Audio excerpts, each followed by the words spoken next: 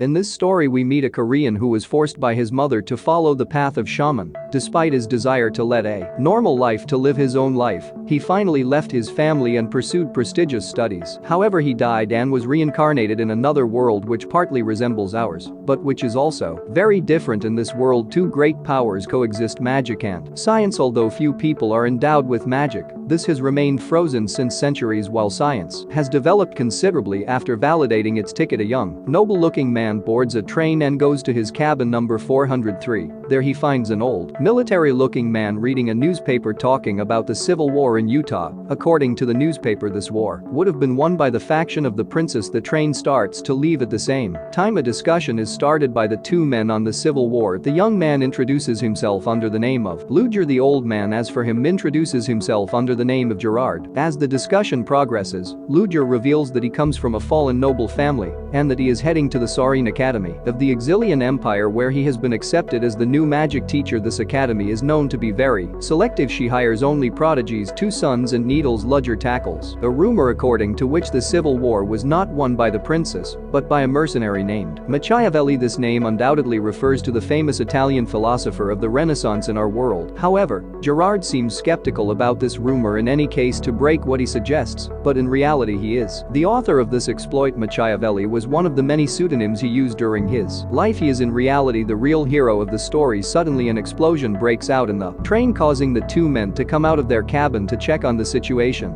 Then, big surprise, a terrorist goes through the window, shattering the glass and tries to attack them. Ludger manages to retaliate with a magic attack, immobilizing the salient on the ground. Trying to interrogate him, the terrorist opens his jacket showing explosives and blows himself up, digging a hole in the armature of the train. When the old man regains consciousness, he no longer sees the Ludger by his side and concludes that he may have died in the explosion. After checking his body, the old man finds himself with part of his real face exposed. The old man's identity was a disguise. Removing his mask, a young man's face, suspiciously resembling a Ludger, appears. The protagonist reminisces about his past. He admits he didn't actually have need to use the Machiavelli alias. If there was a reason, it would just be to use a known name from his past life. He traveled the world all his life and was involved in many incidents, thus forcing him to change his identity repeatedly. Although he felt sorry for Ludger, he was curious to once again be involved in a new incident. A train agent arrives and finds our generals in front of the hole formed by the explosion. This agency seemed to evacuate the passengers. However, the agent is quickly attacked by our hero, who declares that such acting would not work on him. Our hero explains that the attackers couldn't board the moving train due to its speed, and it wasn't possible to break their magic-enhanced mature. Therefore, there had to be an accomplice involved in the attack. Once uncovered, the train agent pulls out a knife, but he is stopped short and taken hostage. However, shots are heard from the door. He stabs the accomplice in a hail of bullets. The remaining members of the terrorist group erupt and attack the hero without warning, but their weapons are rendered unusable by the magic that the hero has just activated. However, his magic is countered by a mage hidden among the enemies. Surprised by the news, he decides to jump from the train through the hole,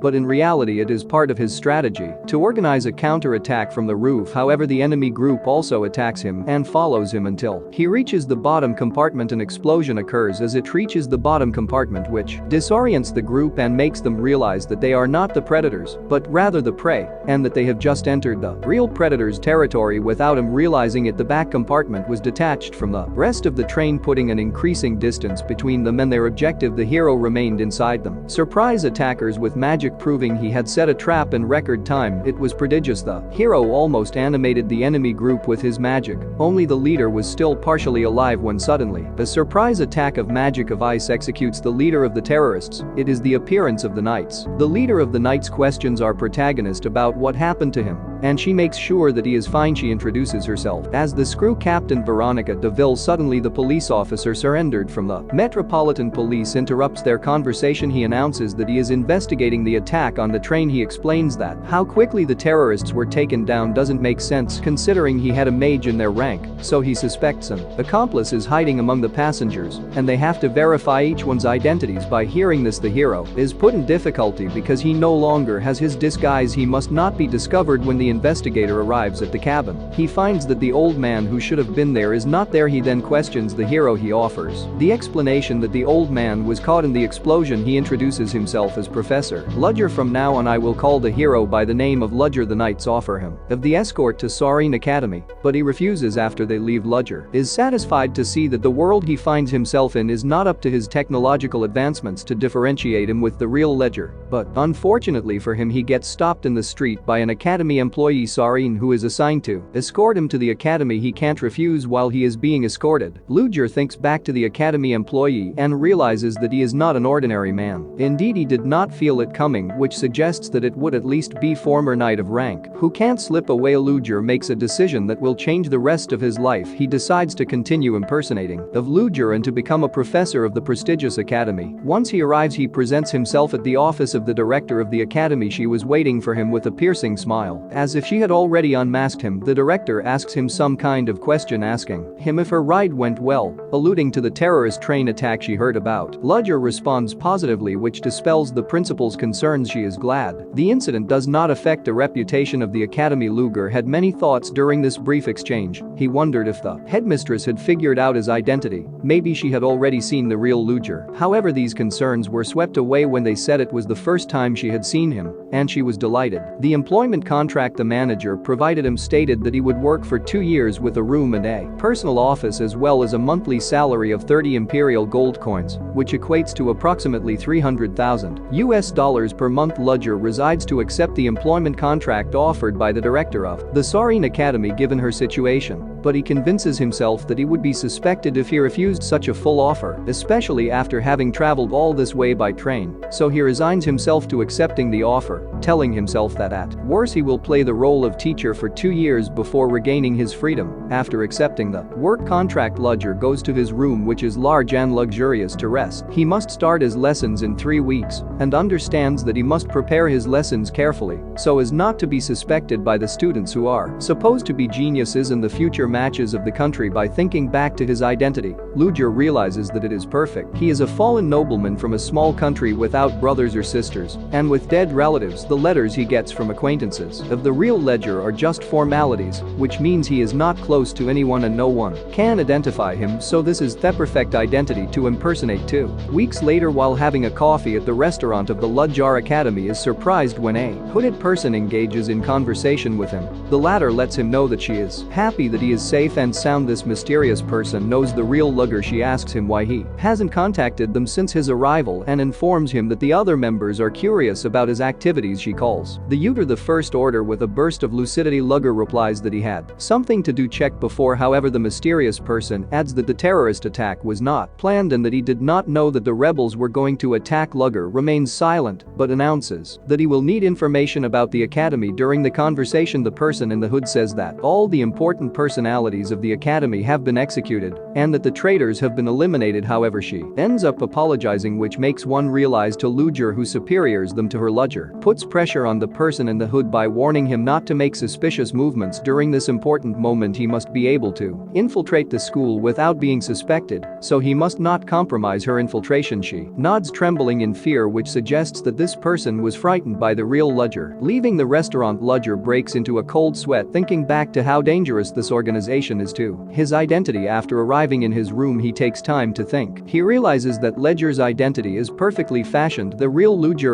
was just a facade, a falsified identity. Indeed, he is a fallen nobleman with no family, a 4th rank match, and on top of that, a professor at Ceoren Academy. After analyzing the papers sent to the real Ludger, he discovers that instructions given to him, they indicate that he must gain the confidence of the teachers and the director of the academy in order to receive new instructions by later. However, he realizes that he is in a delicate situation because he must not only be wary of the academy but also of a secret society. He begins to wonder if the real Ludger is still alive. He finds Slice, that an organization leader capable of planting dozens of spies in the Empire's largest academy, died in a simple train accident. He considers he could take the risk of posing as an ally of the Empire Academy in hopes of defeating the secret organization. However, he knows it's a risky bet. When back to school, the students discuss the arrival of a new magic theory teacher. The former teacher was fired because of a floral humo student who noticed noticed her technique was bad. She had enough power to fire a professor from the academy. The students are very excited to have a new professor who was a military officer during the war and who is in addition a fallen noble. Some of them think they can intimidate him and get good grades since his social rank is lower than the lure. When the new blouse high school teacher arrives, some pressure sets in. He announces that his courses will be different from those who have known him, access mainly onto practical application, and provokes the pupils by saying that even the first years can participate in it. But above all, he warns the pupils against the temptation to persecute him for his status as a new teacher or a fallen noble, claiming that he will be intransigent and that he will regret having this attitude. With such a proud speech, he is sure that few students will attend his classes. He is delighted to be able to spend the 2 years teaching a small group of students while benefiting from a more than comfortable salary. The students were shocked by the pressure he emitted. During his speech, they avoid meeting him in the halls when suddenly he meets a new teacher from the academy, Selena. Against all odds, she invited to lunch. After following Selena, Ludger finds herself in the presence of 3 other new Vrino teachers in charge of the class of summoning golems: Merida, who takes care of the class of hallucinations and captivation, and Chris Beanymore, a noble despising the commoners. Blessed Dead refuses to mingle with the other teachers, considering that being a fallen noble he is superior to them. Chris Beanymore no longer wishes to stay in this improvised meeting and takes the opportunity to insult the other teachers before slipping away. While the other teachers decide to leave for lunch in the evening, the students exchange via a magical social network and discuss the new teacher of magic, Ludger. They learn that he was the youngest age to reach the 4th rank, that he was an officer in the army, and that he has experience in hunting. Freak. The source of these rumors seems to be the hooded girl from earlier. She wishes Ludger is a lot of students so he can infiltrate the school easier. When Ludger's first class, he walks into the classroom thinking that he would have few students after his intimidating speech the day before. However, he is surprised to see that all the places are taken. The classroom contains 80 seats and there are many more of students that the day before. A silence settles in the classroom. He introduces himself once again to the class, especially to new students. During his first lesson, Ludger seeks to captivate the attention of his many students. For this, he decides to present them with a 3rd rank spell, the floating flame. He explains to them that this part is necessary to understand this technique, which can be tedious. However, he announces that he will teach them a way to cast a spell 3 times faster. The students are surprised by this announcement, wondering if he is possible to cast a spell 3 times faster without making it powerless. Even Floral Humor is not sure of the feasibility of this method. Some students wonder if the teacher is managing him or if he is going to change the structure of the spell, which would be equivalent to cast a different spell. Flora realizes that the only possible solution would be to use a parchment engraved with the spell, but if he does that, Flora will not hesitate to defame the professor. He goes on to the fact that he will not modify the structure of the spell, he will only modify the casting speed. Floral Humo, and categorically it is impossible. Ludger presents the problem from another angle by asking, and if it is not that a spell can't be improved, but no one has ever tried. He explains that the Magista, because everyone is busy respecting traditions and repeating history, while science has advanced so much that it threatens magic. He presents the thing to them as can magic also be improved to continue the course. Ludger wishes to demonstrate to Flora why she is wrong to think that modifying the casting speed of the spell is impossible. He asks her if she knows the casting speed of the floating flame spell, to which she answers second, but adds that some mages can cast it in 5 seconds. Ludger asks Flora to come in front of the class to cast a floating flame spell. She accepts and casts the spell quickly in 4.78 seconds, which surprises the other students. However, Ludger tells her that it is way too slow. Everyone is surprised by this statement. Ludger raises his wand and casts a different spell. To everyone's surprise, the spell turns into a floating flame and activates in less than a second, more precisely in 24 milliseconds, and all without losing power or efficiency. He presents this technique as a spell that casts another spell. It is a technique that he himself invented. With his knowledge of his old world, Ludger had a definite advantage over other mages. He imagined magic as programming, where mana was transformed into data, the match becoming biological material, and the technique a series of instructions, the 3 components activating the software called magic. He named this magic the source code. Ludger reprimands Flora Lumo for intervening without her permission. Due to her prejudice, he gives her 10 penalty points. The students are shocked to see that the famous Floral Humo was reprimanded. However, Ludger goes on to recognize that his demonstration of the spell was perfect. He therefore grants him 10 reward points, thus cancelling the penalty points. After this presentation, he announces that at the end of the year, he will select a few students from among the best who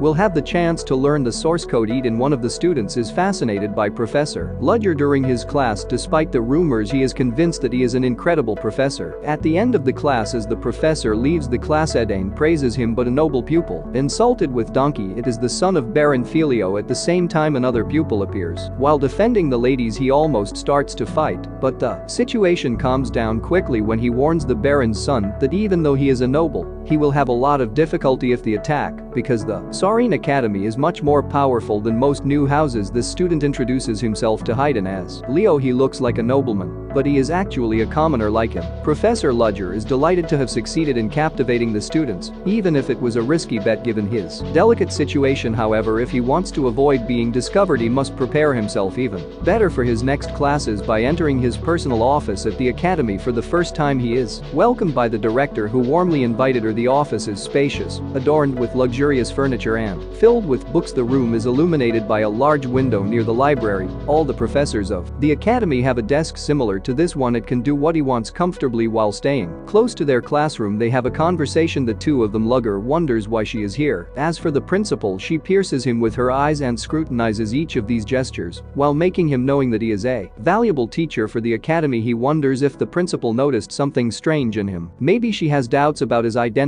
He is convinced that she knows that a secret society is at work in the academy, and maybe she even suspects him of being part of it, which is not totally strong. On leaving her office, she tells him that she expects a lot from him, but once outside, her face becomes gloomy. She does not know if she can trust him. She goes on to the fact that she observes the most vulnerable individuals more suspicious, but she can't come to a conclusion about Ludger's affiliation. She tells her butler that even after using the Viscania demon eyes of faith, Ludger showed no reaction. A fourth-rank magician would normally have confessed her guilt instantly. She wonders if her resistance is due to a desire to make the headmistress suspect that the gender isn't the real teacher, but rather one of the attackers on the train who supposedly took Ludger's appearance. However, she unaware that the real teacher was just a facade from the start, but that for now she won't act, she will just watch him very closely. Teacher Ludger goes through the list of students to familiarize himself with the names and the families in order to preserve his secret. He notices that Flora is a member of the Comp family. He wonders if the Duke will try to put pressure on him following the incident involving his daughter, but another name catches his attention, that of Aiden, a student with a machine in common. He then has a thought. The mysterious girl from the secret society he had contacted previously in the restaurant called him the First Order. She called him so confused with the real Ludger. That means the real Ludger used to change his appearance. Maybe he was an expert in disguise and infiltration, but at least he didn't have to worry about his physical appearance anymore. A courier knocks on the door and gives a letter to Ludger. This letter informs him that he has been appointed to carry out night surveillance within the walls of the academy. All the teachers take turns to this task, and tonight it is therefore the turn of the Uter. While Professor Ludger makes his rounds, an argument breaks out in the magic training room. A noble asks a commoner to leave the room to her, even if the latter had reserved the slot. The young noble then asks the commoner to kneel in front of her, but the commoner decides to leave without causing more problems. However, the noble takes this action for a revolt against her status and attacks her with an electric spell. This attack was blocked instantly. It was Professor Ludger who just stared if he would have preferred to settle this dispute with a simple warning,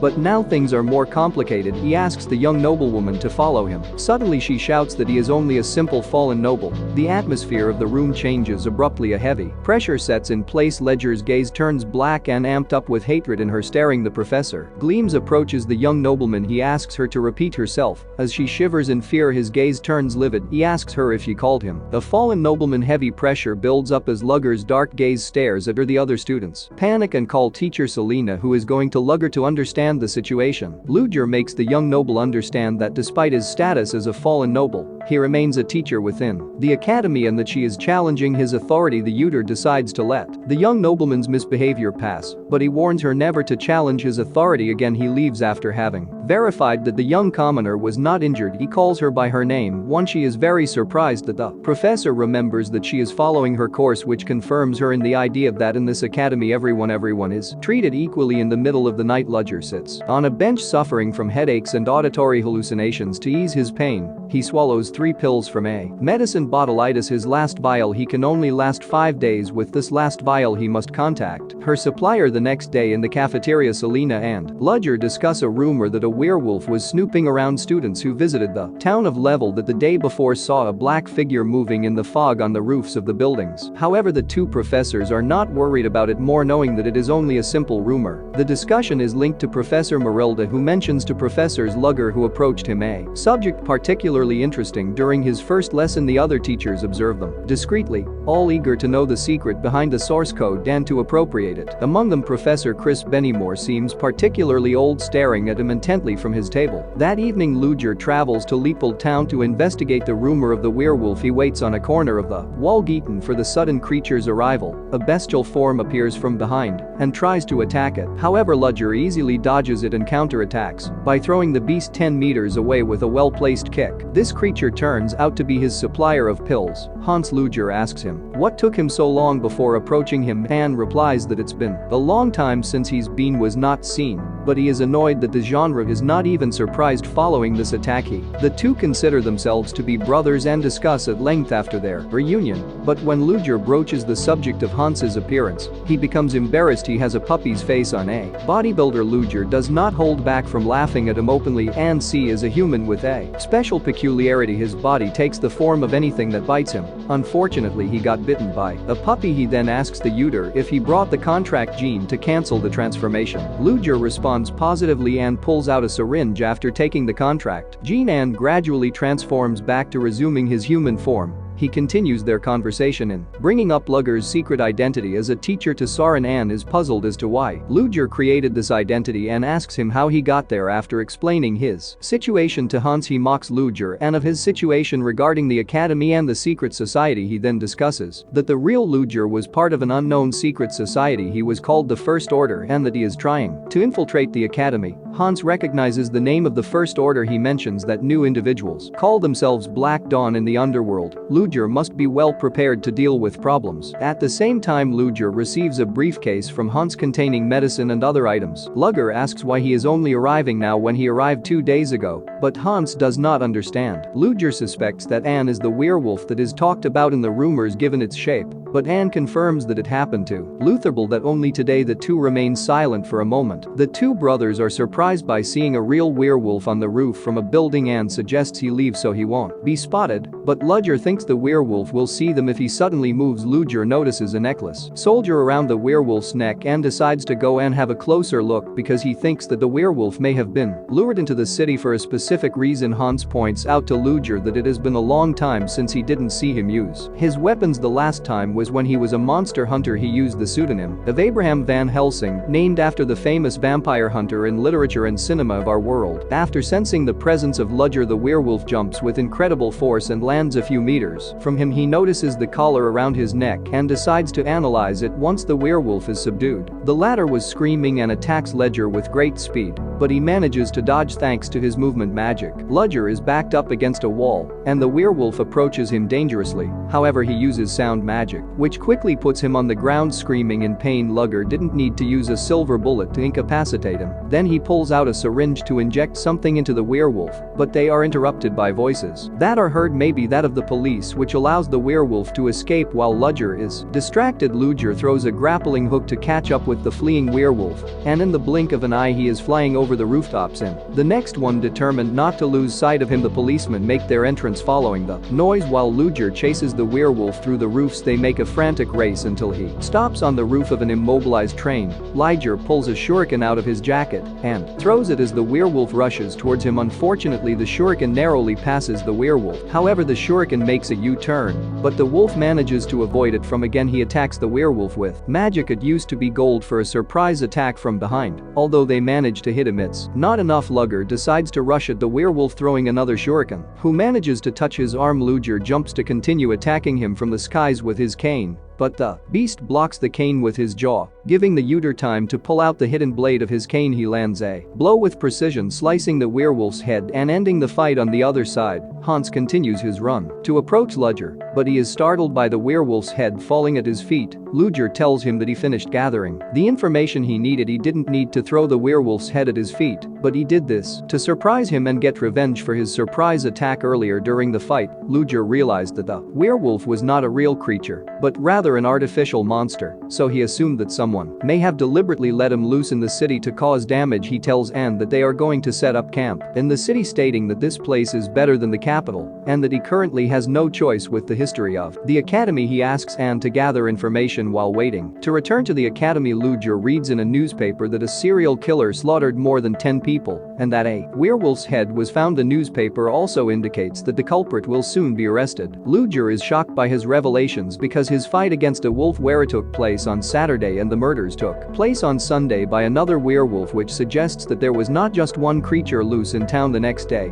Ludger attends a teachers meeting. He sits next to Selena. The other teachers keep watching it with the urge to take ownership of the source code. Selena brings up the subject of the attack on 2 students who were assaulted by a monster the night before. One of the students described the monster as a terrifying beast. Selena remembers the werewolf rumor and starts to wonder if it was unfounded after all. The headmistress walks into the meeting room and announces that a salient has appeared in Ceoren. She mentions that 2 students were found seriously injured and they say that the criminal is a creature, a werewolf. However, Professor Hugo Bertag interrupts the conversation, saying that it is impossible and that werewolves do not exist in Ceoren. They are protected by the exiled empire. He adds that the victims are nobles, so they must be commoner students. The headmistress is really annoyed at this accusation. He makes up for it by questioning the other teachers and if it was beautiful and many commoner students behind this attack. After all, why only nobles were injured among all the students? He would be more full to believe that this either someone who impersonates a werewolf rather than a real werewolf. Some professors favoring the supremacy of noble reckon when bringing up this possibility. Ludger is shocked to see that the Black Dawn is in a strong position with professors clearly affiliated with their cause and inclined to ridicule the headmistress's interrogations when suddenly an origami falls on Ludger's shoulder. He discovers a message which tells him that 3 experiments have managed to escape. Ludger must eliminate them immediately or capture them alive. If caught by the authorities, his identity will be revealed. The experiments mentioned are the artificially created werewolves. Ludger realizes the Black Dawn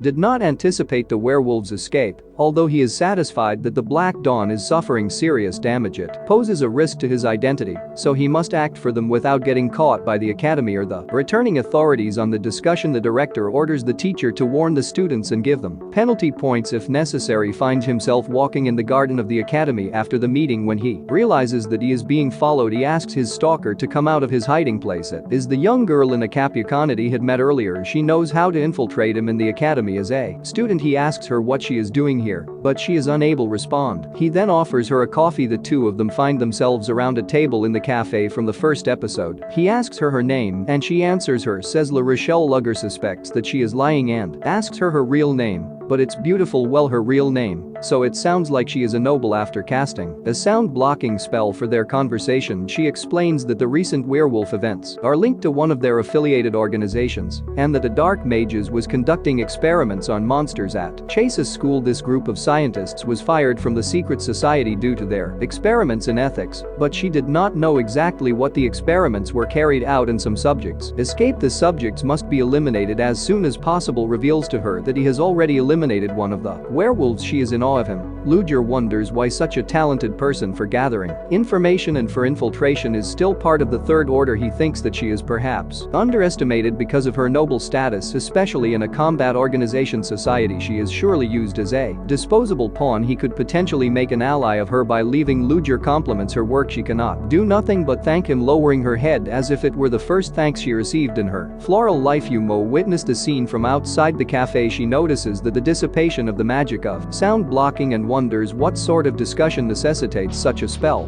Floral Umo is underway, but her mind is elsewhere, obsessed with the sound blocking spell that Ludger had cast. Thanks to her special ability to see magic as color, her understood what it was. She keeps wondering why he used that spell and what he was talking about. At the end of class, some students are attracted by the idea of catching the werewolf that prowls around the academy despite the warnings of the teachers. Indeed, the city offers a reward to whoever manages to catch it or neutralize it. Most of the students are reasonable and don't pay attention to this challenge, but others are tempted and decide to try their luck. thinking that they can get by without getting caught by the teachers. You sit a friend of Leo and Aiden, considering themselves their rival, to provoke them, offering to capture the werewolf that prowls around the academy. But Aiden refuses because he has court and can't go out at night. Tassier tries to break him into asking him if he's scared, but he doesn't pay attention to his provocations. Finally, Leo accepts the idea to make Rcecap leave, knowing that the teachers would probably take care of the werewolf anyway. But Leo had no idea that Rcecap is serious. He was on base when Aiden told him that she will surely do it. The two get up and look out the window he sees thus sneaking outside. They get scared and start running to catch up with her. During her round of night, Ludger thinks back to his day and, at the request of Professor Hugo Bertak, not to put penalty points on the nobles even if he crosses them outside of class hours, he had refused. By moving a bush, he discovers 3 students who were hiding. He gave them 5 penalty points. He has already discovered 20 students is looking for clues. Earlier in the day, Sedina told him that the werewolves came from the sewers. He is then directed to the only ego at his large to contain a werewolf, and after walking a few yards to find wolf footprints. However, he discovered different type of footprints, large and small, both going in the same direction. A little further, the footprints separate at a fork. He follows the larger ones, which are heading towards the academy. At the same time, Ludger hears a trident crisis and quickly moves towards his source. Arrived on the spot, he finds a werewolf who is attacking 2 female students. Ludger then prepares a fire spell and launches it on the beast, dazzling him and the Tyndall project. Ludger arrived in time. He gives 5 penalty points to the 2 students, the innate princess of the empire, and return to exile. While the creature is still a few meters away, the 2 girls are shocked by Professor Ludger, who seems to give more importance to the point than to their safety. The princess asks him if he shouldn't worry about their well-being first, but Ludger remains adamant, so she tries to negotiate to remove the stitches. A line she had dozed off during the day, and when she woke up it was already too late. Ludger's sermon line. The princess is stunned by the turn of events, knowing the werewolf was still just steps away before returning to fight the Ludger creature. Finally takes the penalty points off the 2 female students. Ludger is preparing to attack the werewolf when suddenly he runs away. Ludger chases him while shouting at the 2 students to go to refuge. Immediately the werewolf climbs on the roof of the academy,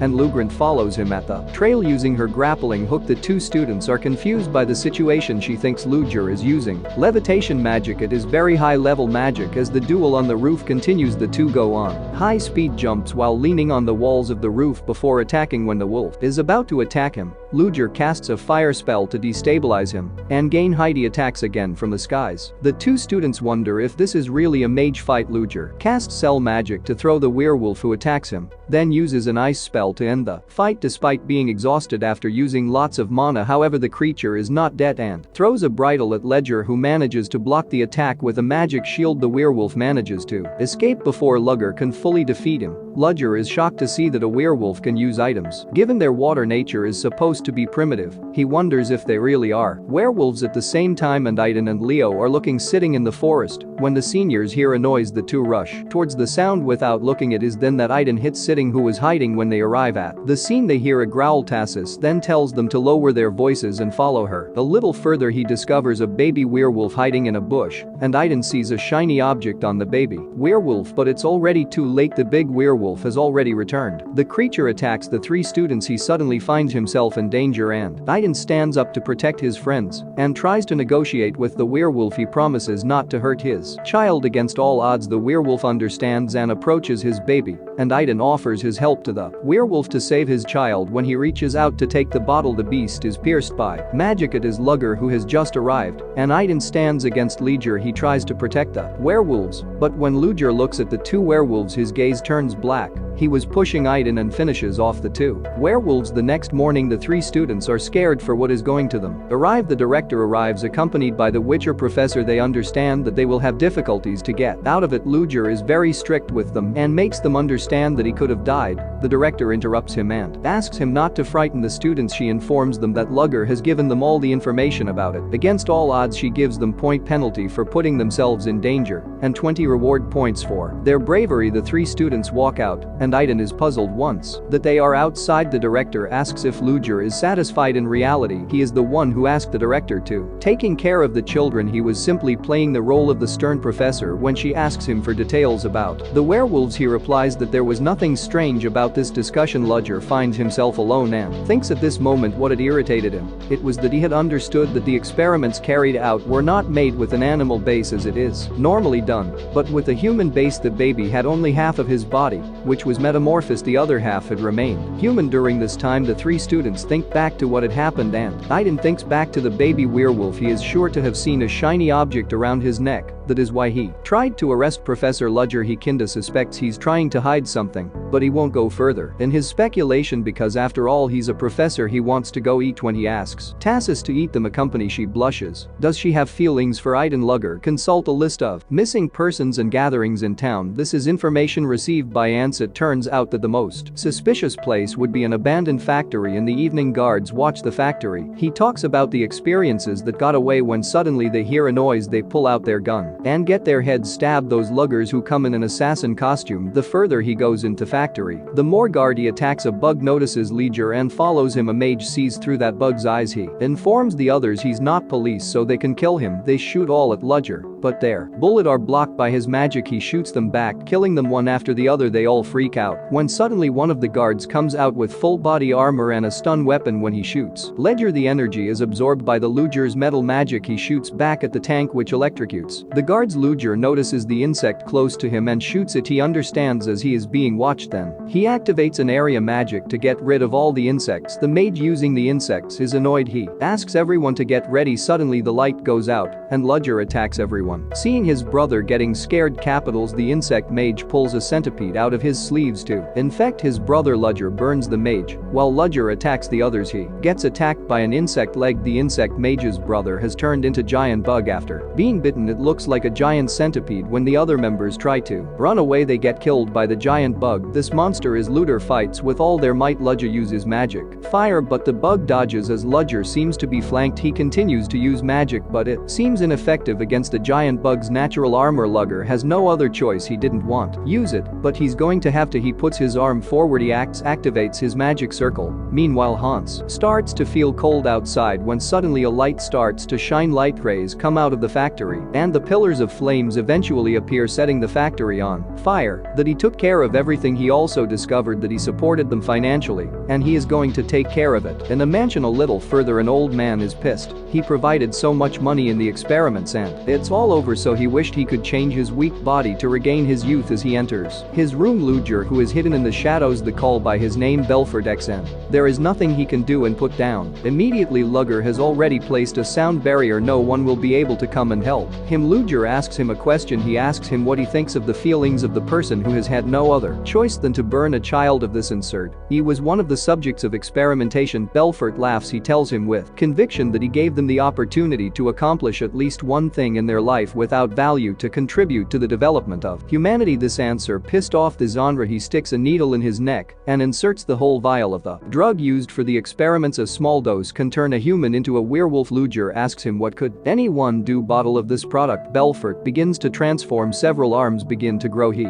becomes a monstrous. Ludger removes the sound barrier and leaves the mansion. As all the members of the mansion are alerted by the noise, they see the giant monster in Belfort's room and think he has been devoured by this monster. He attacks and burns him to death. As Ludger returns to their base, he places a chest with the fortune on the table from Belfort, which he stole before leaving. Hans can use whatever he needs. As he leaves the base, he mentions that he will soon be using an identity a bit more suited to the underworld. The next morning, an investigation is carried out at the Belfort mansion. 3 departmental security investigators arrive at the manor. They are very well known. Their leaders are nicknamed the Lord Protector. Once in the room of Belfort, she sees the corpse and notices something suspicious. He has always been linked to black magic and the monster. The fact that he was killed by a monster can't be a coincidence. As they flee the room, she discovers a room hidden away from her to protect a chest full of money, so she understands that it is indeed a murder. The only person who comes to mind at this moment is Arsene Lupin, the only criminal to have succeeded in surpassing her. It is about one of the identities of Ludger. Back in Ludger Academy, feels really bad. He used way too much magic. After taking the pills, he thinks back to Aiden. He wonders if the site is something and if that was why he blocked him during the incident on the werewolves. He wonders if must kill him. Back on the investigation, the 3 investigators are at the site of the factory fire. Everything is in ruins. They come up with the theory that the factory was in use and who burned it all down so they wouldn't get caught. but that means they tried to hide the clues at that point from their pursuer. But who could it be, asking if there have been any other incidents? Recently the eye replies that there has been a werewolf problem at the academy.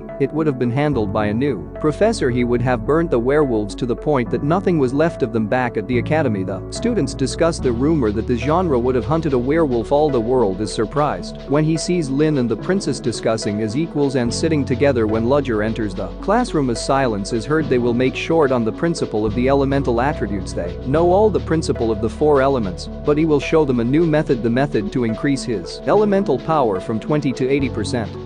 Everyone is shocked but doesn't think he's missing. Given his previous lesson, he shows them an example by creating a ball of energy that becomes a snowy star. Everyone seems interested in this method, even Floralimo. Ludger's gaze intensely demonstrates the four elements. He asks them why this magic has as much developed using fire as an example. The students' theories seem incorrect. Flora speaks up, saying that fire is for burning and killing. Ludger validates her answer. The elements were developed for warfare, but they can be used for improvement of life. The purpose of a magic changes according to human actions. Fighting for a better world. This is the idea to have before learning elementary magic. It then asks everyone to materialize an elementary sphere. It judges and directs the students one after the other, then turns to Veridane, who still has not created his sphere. Having a machine in common, he has not have experience with this type of magic. The students are shocked to see Ludger and Iden to understand how to manifest this magic. He asks him to remember the brightest flame he has seen. He then remembers a heartwarming roaring fire during the winter season. Suddenly a flame springs from his hands. It is not a flame to burn, but to heal. That is exactly what he was looking to teach with this course. Use magic according to their own experience. Instead of learning stupidly from a book, they have to create their own floral magic. Humo is a little disappointed. She already knew all that, as she also wants to be complimented. Her idea is to set up a difficult magic, a combination of several elements, but she loses control and the spell threatens to explode. Everyone starts running away. However, Ludger comes in front of her and tells her to focus while helping stabilize her magic and Flora's past. Everyone looked at him with envy and jealousy. She hated it, and the only scary thing was to face her father's cold stare, like she never existed. When Ludger gave her 10 penalty points, it reminded her of the bad memories of her past. When going back to the course, Ludger manages to stabilize her magic, and she finally manages to form her sphere. However, Ludger tells her that she did a stupid thing. It's okay if she makes mistakes, but she shouldn't force others to suffer the consequences. When he tells her that there is a major flaw in her ability to combine things, she refuses to believe it. He demonstrates to her immediately after he tells Flora that his magic is only to be pretty, but that's all she has to find a purpose beyond that. When he uses his magic, snowflakes fall from the sky, and she understands that she suffered a total defeat. Ludger not reprimanding her because of her lack of ability, but only because her magic is meaningless. She must live up to her worth. When she finds the courage to look at him in the eyes, he did not laugh at her or do not look at her with my prices, but with compassion. By continuing the course, he sees that the Ina is struggling to materialize his element. She does not actually have any element. He sounds the end of the class and asks Lines to follow him in his office. She is called to the idea of being kicked out of her class for her lack of ability. Against all odds, he passes her a book. It is a help book for magic. No elementary. When she asks him where he could see her, he says he knew a person like her, but she is already more of this world. The innate condemned not to be able to learn other magic, but he says that those who can only learn one element have infinite talent in that element, so she doesn't have to worry about her future. Later today, and Iden practices materializing an element by turning her head. There sees aristocrats, and the son of Baron Filio arrives and laughs at him for not being able to materialize his own element. During the course, he asks him to kneel in front of him and insults his friends, which is wonderful. Dan he makes a request to him of a magical duel. At the same time, Ludger sees what is happening and is to stop it, but Professor Chris Beanymore intervenes, saying that they have the right to have a duel between students. He takes the opportunity to make a bet with Ludger. Beanymore bet on Isel Filio, while Ludger bet on Iden. Whoever loses will have to hand over their entire research. He badly wants Ludger's work after Prof. Beanymore is gone, and Iden apologizes to Prof. Ludger. He doesn't trust his abilities, but Ludger tells him he was going to abilities thinking about his uncommon magic, but he had promised his master never to use it in front of people he wants to win without it. Use and asks Ludger to teach him conventional magic, and Iden remembers his master's teachings. She told him that he must not show his magic recklessly. He can use it if he really needs to, but he has to avoid it because it will only bring him bad luck. He has to follow his heart back to the present moment. Ludger is pissed because he accepted the bet only because of his uncommon magic, but he accepts Eden's request. He will train him in elemental magic, but this training will be hell in the evening. Professor Benimore is delighted to know that Ludger is training an Iden. That means he is surely desperate. He says to I am selling Filio of battery Iden. Even if he has to cheat, he has to show the difference between nobles and commoners. He gives him a magic amplifying potion for him to drink before the fight the next morning. The time a duel is coming. Everyone is there to witness this duel. Even the headmistress came. Everyone knows that there is a bet between Professor Ludger and Professor Benimore. The two students enter the scene with enchanted armor as the duel begins, and Iden sends an ice magic as Icel uses a fire magic. They are evenly matched, but thanks to Professor Benimore's potion, the fire magic takes over and threatened by Donkey, who manages to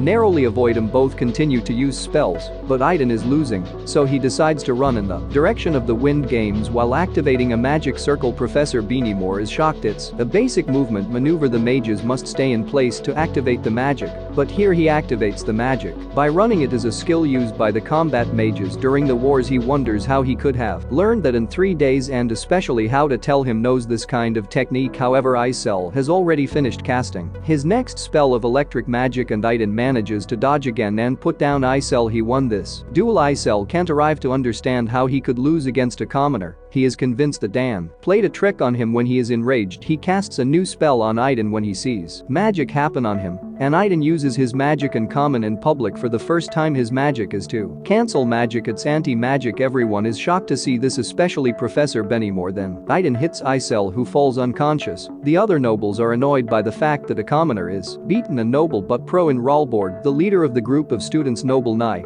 pays no more attention because he was not interested in the son of the Baron. Professor Benimore asks Ludger if he knew about his anti-magic. He replies that yes, after all is written in the documents related to the students. Professor Benimore should know, but it looks like he didn't read the documents. But Ludger is not stressed because the anti-magic took place that after the duel ended. Professor Benimore is annoyed, but he asks Ludger what research he wants having. However, Ludger refuses to steal someone else's work. It's not his thing. This sentence annoys Benimore crises even more while Ludger returns to his office. It's Dina Racchain was waiting for him in the hallway. She says he's going to have even more attention after this duel. He tells her that the director finds him suspicious, but that he can handle this situation. He will need the help of his dinards. She must become a full student, so Thaith don't be suspicious at their secret meeting. It's Dina is so enthusiastic that she says she will even if she has to die. Ludger tells her not to die, but she outbids that she will not die even if she has to die, which confuses him hard. Recent events can demonstrate that Ludger takes sides with the academy, which is risky on the organizational side. He must then act haunts the contact, telling him that he has analyzed the situation of the underworld. It seems that Ludger must act to restore his position in a hostel. There are several underworld clans who quoted one of them had invested in Belfort. All of a sudden Ludger enters the hostel. He asks him if's the killer the leader of the Red Secret Society. He introduces himself as James Moriarty, the crime consultant. It's been years since he used this identity and hasn't given any sign of life from the killing. Doubts his identity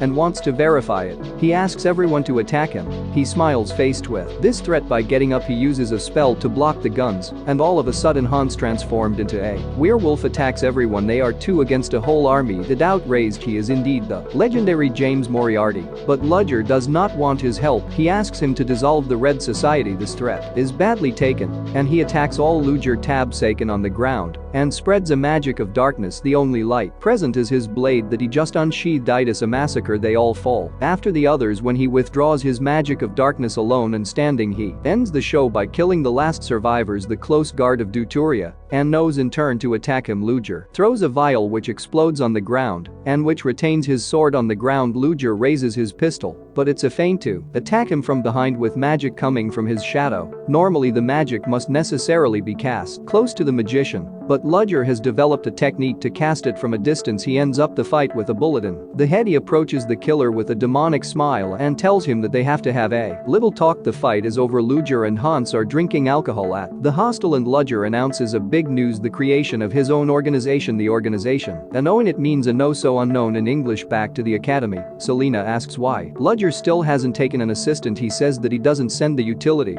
but in reality he didn't know he had the right to have one. The teachers take students as an assistant to reduce the workload, but the others suggest him to take one. so he looks at the list of recommended students. He sees his dean is in it. He leaves his office and she follows him, asking him to leave. She doesn't know what to say. He goes on inside of him, asking to become his assistant, and she accepts. In just an hour she filled out the request for assistant. As class is getting ready, started a curved rumor among the students Professor Ludger's would be looking for assistants. This is a very tempting offer, but an even more mind-blowing rumor spreads. The worst universal an object that would have the power to grant anyone she wants would be in the academy. Flora Lumo doesn't really believe it, but she is more intrigued by the request for an assistant of the Udget. She is convinced that the professor will make a request to her in person. After all, she is the only one strong enough to assist this overpowered monster, but her disillusion is seen after the announcement of Ludger's arrival. This is an announcement from Selena. Flora is shocked to see that he already has an assistant. She wanted to be her first teacher. Ludger enters the class, letting Sedina know that she can leave. As he begins the course, he is cut off by a pupil, Julia Plumard, who asks him how he got his assistant. It is not a request out of courtesy. She is surely trying to defame him, but he replies that he does chose himself. He recruits in relation to the behavior of the students. If she thinks she can do it, then she can pass her interview to become his assistant, but tells him that she definitely does not look like to a person who could be her assistant. She does not know what to answer. After class, Flora comes to see Ludger. She remains interested in assisting him but does not show it, then thanks him for what he did in the last class. He replies that any teacher would have done it, and if she changes her mind,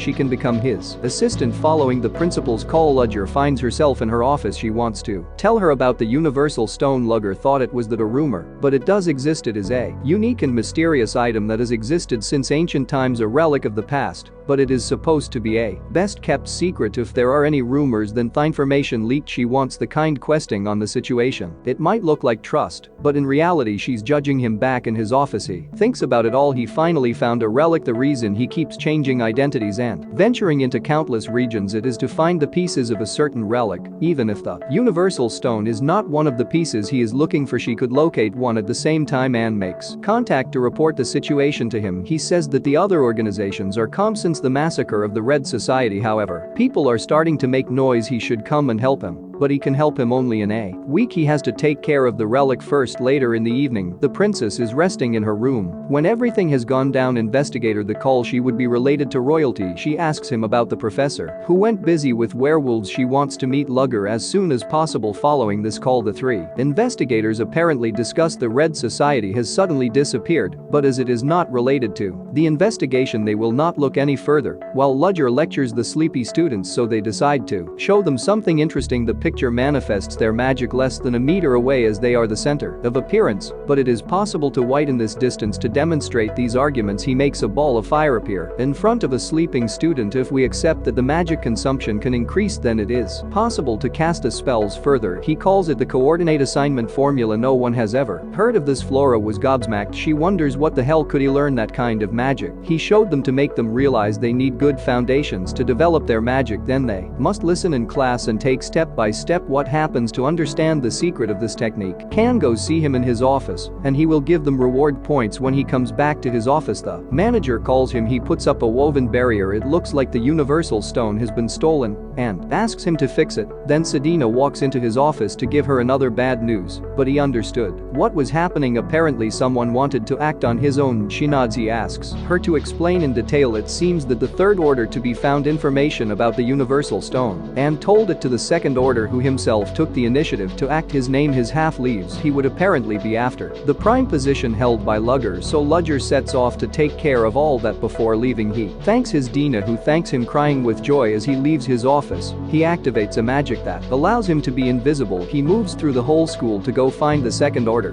but passing in front of Floral Humo, she notices the use of fat magic, his talent which allows him to feel the magic around, and she begins to follow him from afar. It seems that the track leads to the forest. In the forest 2000, he is mad with rage. He has the stone in his hands, but it does not work. He does not understand why it does not react when everything is. Suddenly Ludger arrives. The whole group begins to shake and kneel in front of the first order. He calls him John Doe, offers himself the stone to Ludger to apologize, but he deletes them with a blow of earth magic. While the kind holds the stone, he notices that it is not a relic. Suddenly a magic forms above him. A ray comes crashing down on the forest and pulverizes the whole area. It is the magic of the director. In truth, she is the source of the rumors she replaced a stone with a pit to be able to eliminate the traitors. Ludger was able to escape the attack by hiding behind a tree. A little further, he used teleportation magic in giving into the coordinate assignment formula, but he now has to pay the price. He starts having auditory hallucinations, but luckily he has some pills left which he takes immediately. He wonders if that was the director's intention to have asked him to take care of the stone to be able to eliminate it. Notices a presence and attacks it, but it is Flora. While the two are bickering, Flora's friend arrives. All panicked, Ludger tells them to follow him. He will bring them back to the academy. However, Flora has seen him take medicine and she wonders if the sick people are back there. He meets the director of the teachers. She asks them what they are doing here. Flora explains the situation, and the director lets this error pass. Ludger takes the responsibility of bringing them back to the academy. Following this exchange, the director no longer suspects the Uter. She observed him well and did not feel anything suspicious at his house. Going to the academy catacombs, she says the real stone was moved to safety before the staging and leaving the catacombs. Ludger had infiltrated through his invisibility magic. He uses the universal stone to know the location of the shards of the relic, but it is not powerful enough to locate all the shards. He was able to locate one of them anyway. He seems to be close to returning to the academy. He contacts Hans to tell him the news. A shard of the relic is here in Lutherburg, surely for the auction. The next morning he sees Flora outside his office asking her what she is doing here. She is speechless. She doesn't know if she should tell him about her magic yesterday or about her medicine, so she shows him that she has learned the coordinate assignment formula. He is surprised that she hasn't been able to take it in a few days, and she asks for a reward for that, so he brings her to his research laboratory. She is lost. She does not understand the writings on the boards. Ludger tells her that she has surely figured out the mathematical problem behind the assignment of coordinates, but in reality she only took thanks to her special ability. To reward her, he shows her some experimental magic. He creates a Klein bottle which results in overwhelming Flora's senses and to make him lose consciousness. When he wakes up, Ludger tells him that he has understood his ability. He tells him not to show it to anyone because everyone would want to exploit him if it was known. Ludger has no use for it. Then he tells him to leave since it is getting late. As night falls, Ludger joins Hans to go to the auction house to meet the various companies that deal with the auctions. He is under the identity of Moriarty. He is all on the 4th floor. It is a zone of non-aggression between society. They are all suspicious. The great James Moriarty arrives in town and destroys the Red Society, then asks them for an audience. A few days later, he reassures them that he's not going to do anything to them. He just wants to establish his power in the city, not like the Red Society but in a more elegant way. He wants to control the lobby of the entertainment. When he shows his project Gable boss, he starts laughing very enthusiastically. He wants to invent musical comedy in this world. It's a pretty big project to control the entertainment industry and to make all the leaders rich. They all agree to follow him. After the meeting, Ludger notices that he is being followed. This is one of the leaders of the reunion. Her name is Violetta. He asks Anne to leave and he's going to talk to her since she agreed to work with him.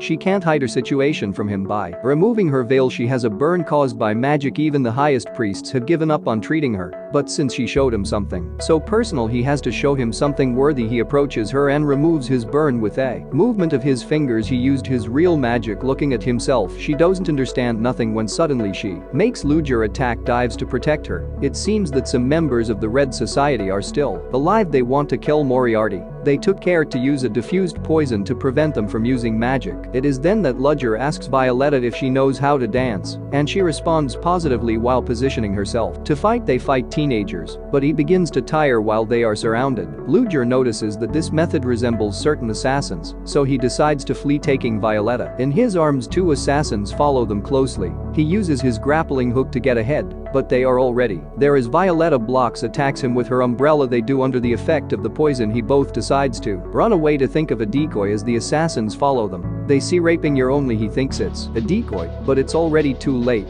Ludger has already had one from behind as the other is about to attack him. He disarms him with his grappling hook, but Ludger pulls out a hidden weapon to kill him first. After this fight, he asks to Violetta to investigate the person behind the assassins. She accepts and he separates to stray to their occupation. By returning to their base, Ludger sees that Anne is Sheridan are fighting. Sheridan is a wool engineer who recruited her a few years ago. They met her while she was captive in a mine and was going to blow up everything at the Dynamics. He asks her to fix her grappling hook since it broke. He isn't powerful enough to handle people. She says it'll take her about 10 minutes. While she waits, he looks out the window and sees a well-trained troop of knights, he almost gets spotted. It's the three investigators right after Sheridan brings the version of the grappling hook upgraded to Ludger. He can now support two people, and on top of that he has a hidden blade and can throw a poison dart. The three investigators go to the scene of the incident with the assassins. Luckily Ludger got rid of all the evidence beforehand, but they can get a vague idea of who took care of the assassins. He would be a mage who can fight hand to hand. The next morning Ludger returns to the academy. He sees Selena waiting for him outside his office. It looks like an investigator is waiting for him in his office. It's about the Lord Protector's subordinate. They both talk about the werewolf incident, but nothing incriminating Ludger. He leaves on a handshake as he has just left. Ludger's gaze becomes gloomy. The Eye reports the situation he did. As the Protector Lord asked him, he checked every nook and cranny of his office, and taking advantage of this exchange to check his morphology by shaking his hand. It seems that Professor Ludger is a mage who has never held a sword, but in reality he had already anticipated this kind of event. That's why he had asked Sheridan to prepare an artificial skin for him. As he was about to leave, the headmistress intercepted them. They knew each other very well. She was even the one who refused to let the Protector Lord meet Ludger in person. That's why Lloyd was sent instead. Following this event, the first check starts as promised. The first 5 will be able to learn the source code. At the end of the check, most of the students are discouraged. They had permission to use their lessons, but the questions were far too hard for most of them. Even the princess had a lot of difficulty when Line found it rather simple. The director was pleasantly surprised when she read the subject of the test. It requires good foundations and a basic knowledge of magic, but embellished with traps to increase the difficulty. It's a better subject than this coffee Chris Beanie Moore, who only used scientific terms to brag. She is very curious to see her face currently, because all teachers have to check each other's subjects. Meanwhile, Hans starts to feel cold outside when suddenly a light starts to shine. Light rays come out of the factory, and the pillars of flames eventually appear, setting the factory on fire. That he took care of everything. He also discovered that he supported them financially, and he is going to take care of it. In the mansion a little further, an old man is pissed. He provided so much money in the experiments and it's all over, so he wished he could change his weak body to regain his youth. As he enters his room, Ludger, who is hidden in the shadows, the call by his name Belford XN. There is nothing he can do and put down. Immediately Ludger has already placed a sound barrier. No one will be able to come and help him. Ludger asks him a question. He asks him what he thinks of the feelings of the person who has had no other choice than to burn a child of this insert. He was one of the subjects of experimentation. Belfort laughs. He tells him with conviction that he gave them the opportunity to accomplish at least one thing in their life without value, to contribute to the development of humanity. This answer pissed off the genre. He sticks a needle in his neck and inserts the whole vial of the drug used for the experiments. A small dose can turn a human into a werewolf. Ludger asks him what could anyone do. Bottle of this product. Belfort begins to transform. Several arms begin to grow. He becomes a monstrous. Ludger removes the sound barrier and leaves the mansion. As all the members of the mansion are alerted by the noise, they see the giant monster in Belfort's room and think he has been devoured by this monster. He attacks and burns him to death. As Ludger returns to their base, he places